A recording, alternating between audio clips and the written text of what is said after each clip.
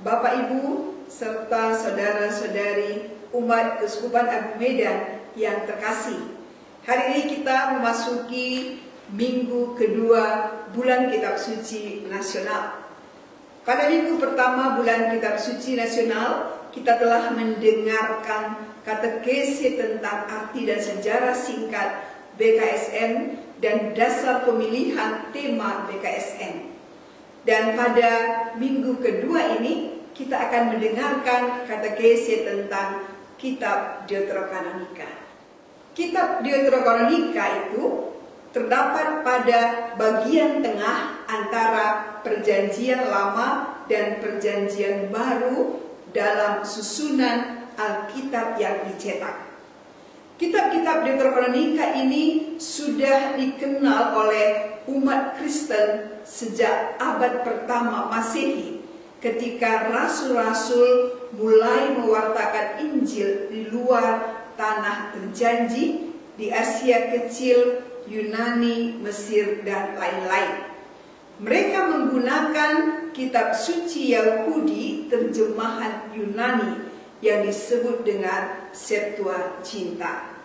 Di tengah koreksi kitab-kitab umat Yahudi perantau, terdapat belasan kitab ditulis oleh orang-orang Yahudi dalam bahasa Ibrani atau bahasa Arab, dan kemudian diterjemahkan ke dalam bahasa Yunani yang ikut terkumpulkan dalam Septuaginta. Menjelang akhir abad pertama Masehi, guru-guru Yahudi Palestina menetapkan kanon Alkitab Ibraninya. Belasan kitab yang ada di dalam Alkitab Yunani umat Yahudi diaspora atau perantau saat itu tidak mendapat tempat dalam daftar atau kanon Alkitab Ibrani. Di sisi lain, pada masa itu umat Kristen di luar Palestina sudah lazim menggunakan kitab suci Yunani Septuaginta, termasuk kitab Tobit, Yudit, tambahan Ester, kitab Makabe yang pertama, Makabe yang kedua, kebijaksanaan Salomo, Sirak, Baruk, surat Yeremia, dan tambahan Daniel. Konsili-konsili Gereja Katolik Roma, yakni Florence pada tahun 1442 dan Trente tahun 1546, secara konsisten mengukuhkan status kanonik 7 kitab Deuterokanonika serta tambahan pada kitab Ester serta Daniel. Kitab-kitab ini dinilai kanonik karena sejak awal terus digunakan dan ikut membentuk identitas liturgi, pengajaran, dan praktek iman gereja.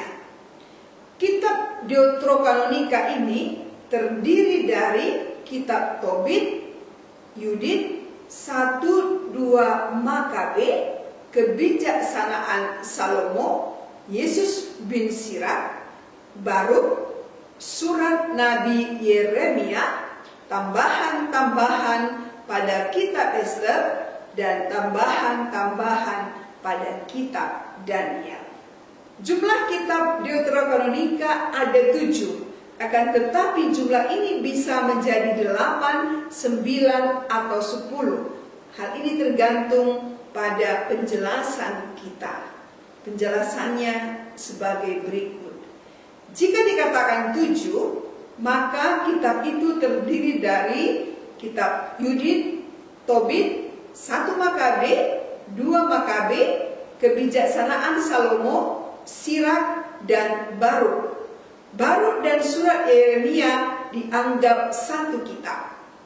Kitab tambahan Ester dan tambahan Daniel tidak dihitung karena sudah ada kitab Ester dan Daniel.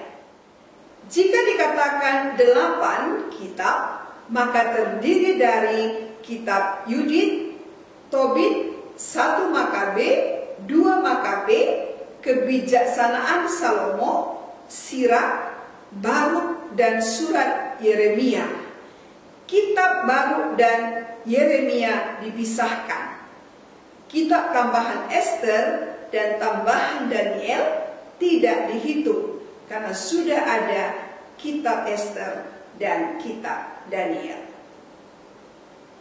Jika dikatakan 9 kitab, maka terdiri dari kitab Yudit, kitab Tobit, kitab 1 Makabe, 2 Makabe, kitab Kebijaksanaan Salomo, kitab Sirah, kitab Baruk, dan surat Yeremia dianggap satu kitab, tambahan kitab Ester, dan tambahan kitab Daniel.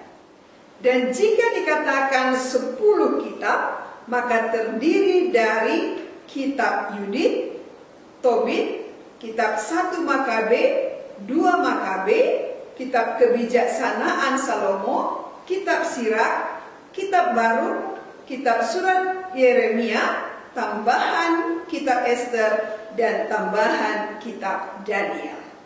Saudara-saudari yang terkasih, sekali lagi ketika kita melihat pada Alkitab yang dicetak, maka kita akan menemukan ke-10 kitab ini ditempatkan secara terpisah. Demikian katekesi kita pada hari ini. Semoga katekesi ini dapat menambah pengenalan kita akan kitab-kitab Deuterokanonika dan kita semakin tertarik untuk membacanya.